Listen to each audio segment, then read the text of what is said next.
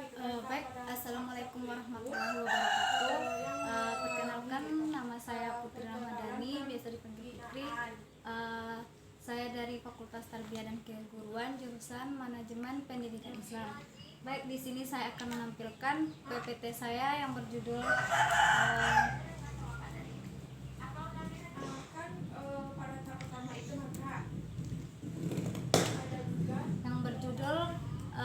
konsep kebijakan pendidikan, di mana konsep kebijakan pendidikan itu adalah konsep yang sering didengar, dikaji, dan didiskusikan oleh banyak kalangan. Menurut Abdul Halim Subahar, kebijakan menunjukkan adanya penyesuaian atau serangkaian alternatif. Yang selanjutnya itu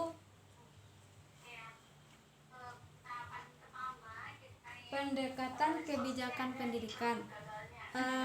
Pendekatan kebijakan pendidikan ini terbagi dua, yaitu pendekatan kebijakan empirik. Yang kedua, kebijakan pendidikan evaluatif. Yang pertama saya akan menjelaskan pendekatan empirik, yaitu pendekatan ini ditekankan kepada penjelasan berbagai sebab dan akibat dari suatu kebijakan dalam bidang pendidikan yang bersifat faktual atau fakta. Yang kedua, pendekatan evaluatif. Pendekatan ini digunakan untuk menentukan bobot atau nilai dari beberapa kebijakan yang menghasilkan informasi yang bersifat evaluatif. Yang selanjutnya yaitu perkembangan dan karakteristik kebijakan dari pendidikan. Yang pertama itu perkembangan kebijakan pendidikan. Pendidikan ini bertujuan mengembangkan sumber daya manusia melalui kegiatan pengajaran.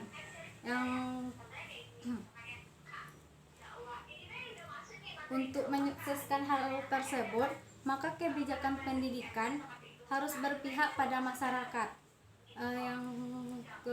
Selanjutnya itu karakteristik dari kebijakan pendidikan ini, yaitu kebijakan publik untuk pendidikan berkenaan dengan fungsi-fungsi esensial intuisi.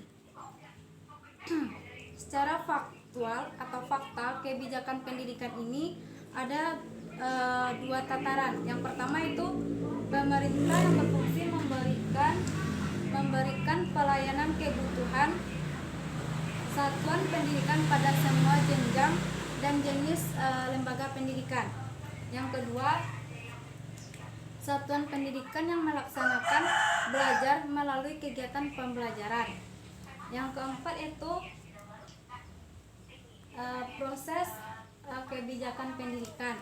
Proses kebijakan pendidikan yaitu diperoleh melalui suatu proses pembuatan kebijakan. Dalam proses kebijakan di sini ada 6 fase. Yang pertama ada inisiasi, estimasi, seleksi, implementasi,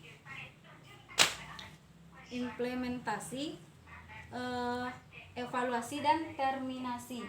Di sini saya akan mencoba menjelaskan satu persatu dari fase yang dari ke-6 fase tersebut. Yang pertama itu inisiasi.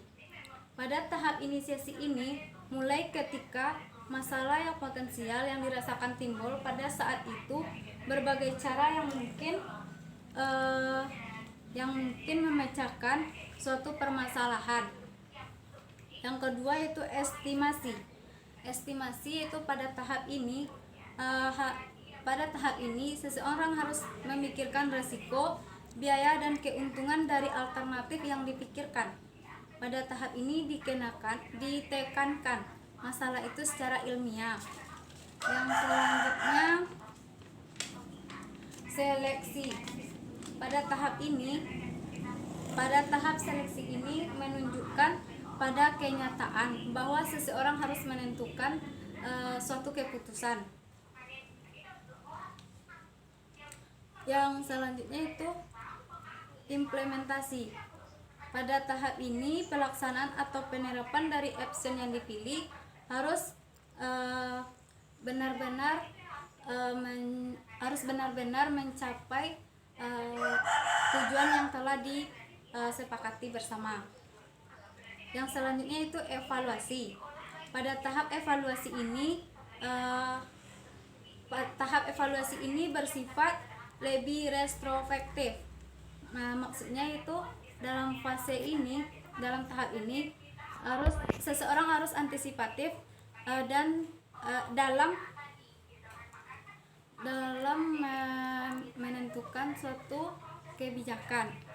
Yang selanjutnya itu terminasi. Pada tahap ini berhubungan dengan penyesuaian kebijakan yang tidak fungsional, tidak perlu berlebihan. Pada tahap ini merupakan salah satu fase yang belum banyak dibahas oleh kalangan masyarakat.